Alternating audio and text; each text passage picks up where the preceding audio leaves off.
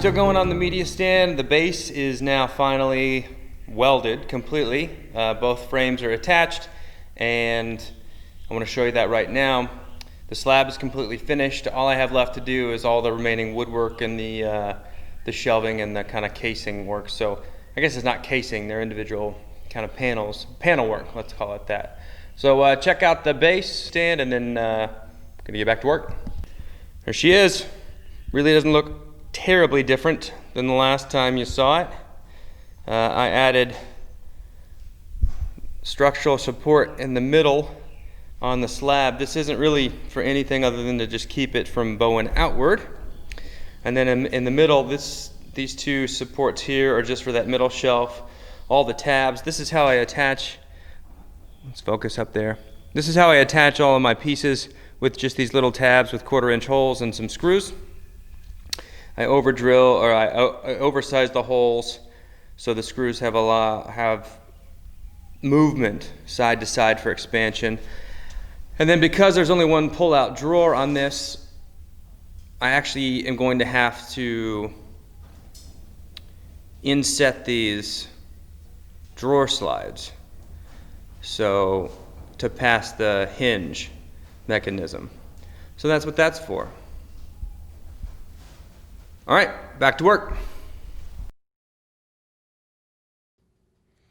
All right, so here I am using the new drill press to drill all the holes for the mounting tabs that I use on the base.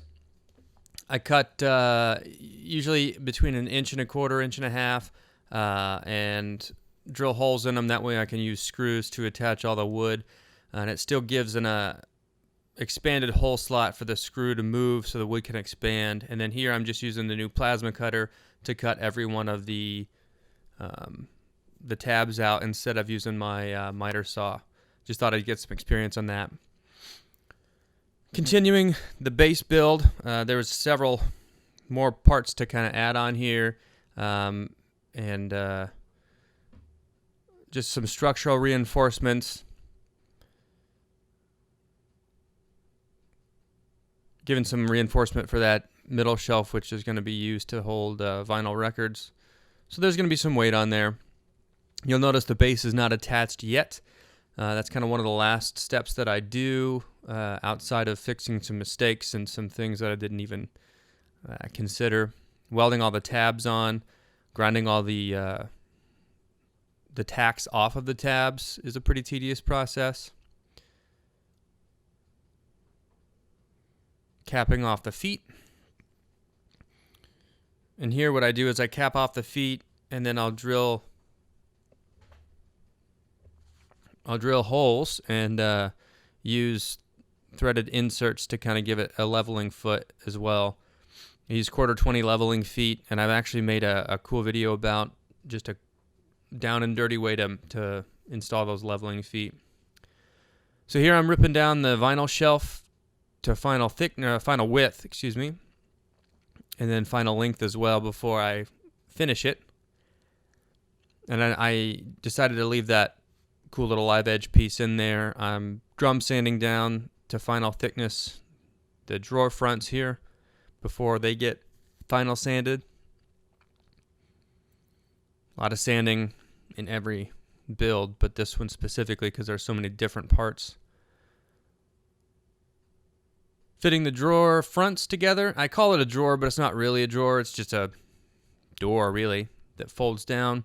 Because on the two sides, on the left and right, there's just a shelf, and in the middle, there's one drawer, and that is for the client to use to put his turntable in there. More and more sanding. This is getting the final sanding on the sides done before I finish it. So I use two sanders. I use the Festool 125, and then I use the Mirka sander, which is a 6-inch sander. I think it's made in Sweden, but it's got the most minimum stroke that I've found. I think it's a 2 or 2.5 millimeter stroke. So here I'm using Osmo Poly-X finish, and I'm giving it a couple of coats of the Poly-X. It's a wipe on, let sit, wipe off, and then you coat it immediately a second time according to the instructions on the can. And I really like this finish, specifically for parts that don't get a lot of heavy wear. I've used it before on tables, and my client said it's held up to their kids kind of messing around and spilling stuff, but I really like it for pieces that don't get a lot of traffic. So here I'm cutting out the corners of the side shelves behind the doors, and those corners are cut out so the hinges can fit in there and open and close, because this is a very specific build. So the hinges were pretty kind of a problem logistically. And you see here I'm actually cutting out the drawer slide mounts because I didn't even consider I couldn't mount the hinges if the drawer slides were in the way. So I had to cut them out, raise them up so I could mount the hinges first. Well, I cut them out, I mounted the hinges, and then I welded in. You'll see that here in a second. Then I welded in the supports for the drawer slides. I had to weld them in. So technically the hinges are there for the long haul, and they're stout enough hinges that they should be great, but it would take some doing to actually get them out to replace them. And that's just because these specific hinges couldn't have more than 15/16 of an overhang, and the client really wanted to hide as much of the frame as possible, and I completely agreed. It actually, in the end, it made it look killer, but it was just one of those fun challenges with building custom furniture. So here I'm doing one, I just did a clean through, getting all the mill scale and all the oil and greasiness off of the base before I continue with it. I'm working on the drawer here, and I use dominoes for the sides, and I'll also do screws to hold it in there as I glue it up, and then for the long haul. But I'll also fill the screws with the screw holes with walnut plugs that I cut out on the drill press. And it's just a nice little contrast to hide the screw, but also to kind of complement, because I'm using walnut everywhere else and maple on the inside. It just ties everything back together. So here I'm doing a lot of math to try to figure out exactly where I want the plug holes and the screw holes to be. And I finally figured that out, and on with it. So I'm using a Forstner bit, and then I'll use a countersink bit to just give me a much cleaner hole on the inside. And I'm cutting out the plugs with a cool plug cutting bit that I have. I'm just kind of slamming them out. And here I'm sanding everything to about 150 before I glue it up. And then after it's glued and the glue is fully cured, then I come in and do 220, and I'll finish that, and you'll see that here in a bit.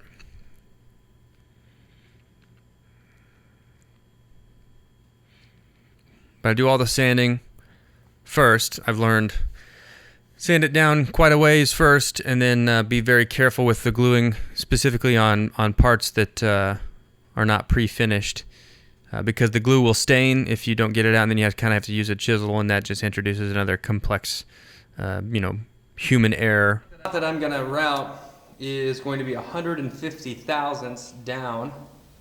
Let me preface this by saying I am by no means a machinist. I just got this mill, so I'm really learning it right now. So let's have some fun.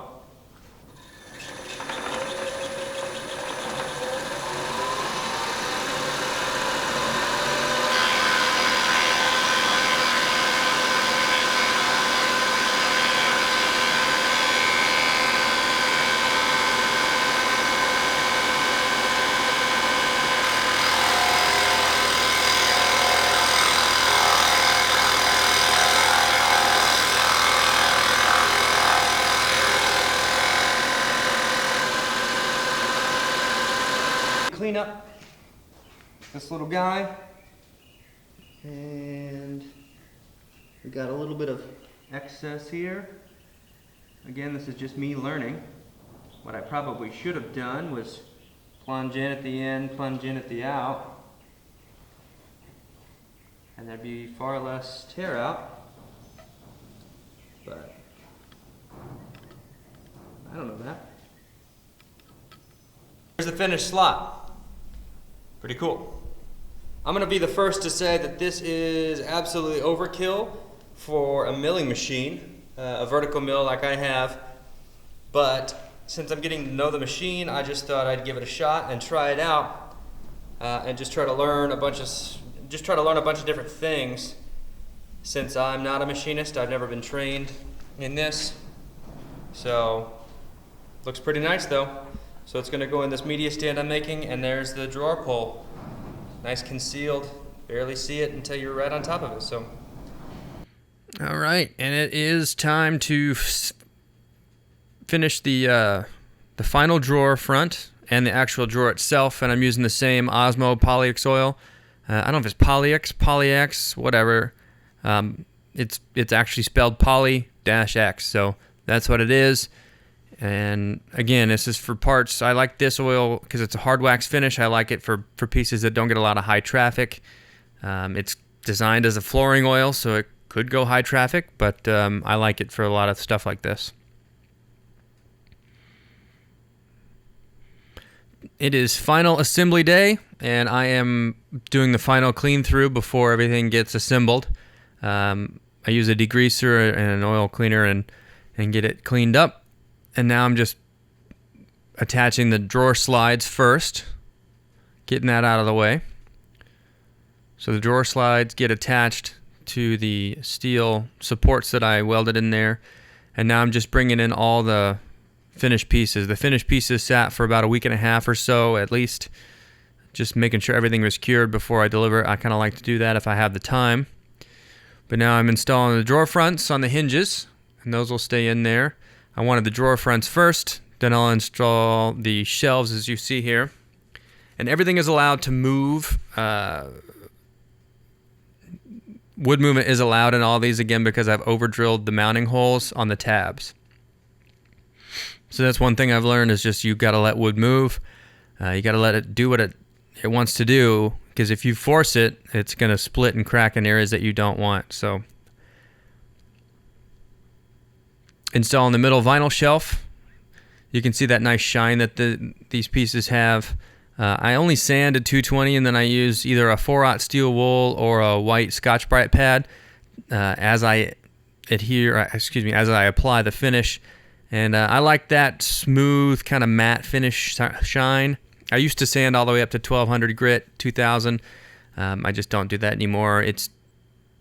It's great. It looks fantastic for my pieces if I were to continue to sand to that 1200. But as soon as you get a scratch or a scuff or a water stain or something like that, it sticks out like a sore thumb. So I only go to 220 now. So here I'm installing the sides. And again, everything is allowed to move. Everything's installed with screws. The holes are at least 2 sizes too big to allow for about 3/16 of movement either way. So the slab goes on top, and this thing gets anchored down with a bunch of screws. I use screws and finishing washers. All right, I just finished assembling the media stand, and I'm gonna give you a quick little walkthrough. I'm delivering it later today, and it turned out pretty nice. So check it out. This is the second project I made with these walnut slabs that I milled almost 3 years ago, maybe 4 years ago now. So I love working with these because I milled them myself with the chainsaw. I have some of that footage. I might have already said this, but I'm going to try to put together a quick little video. It's not going to be anything special, but it's just me milling these slabs. So I did this back in my hometown. But anyway, I love these slabs. All good things come from the Midwest, as my friend David Stein says, and he's not kidding. So check it out. All right, so media stand's done. Here it is.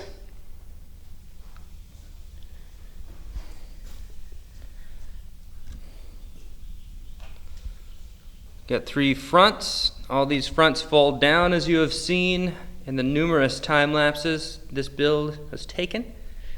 And it has a slide out drawer front. Excuse me, it has a slide out drawer right here. And this little lip right here, bingo, is pretty cool because I milled that on my knee mill. Pretty cool.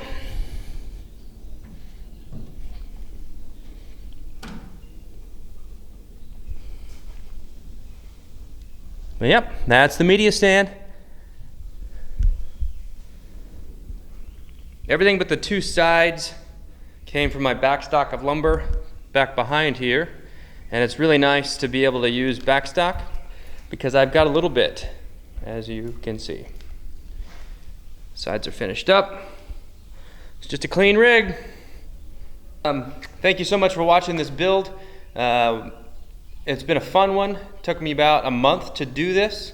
I like to work efficiently as I can, but also to do it right. So stay tuned for the next project. I'm not exactly sure what that could be. I've got someone interested in another media stand of a different design, but I've got a bunch of videos coming out in the future. So if you like what you saw, please like and subscribe.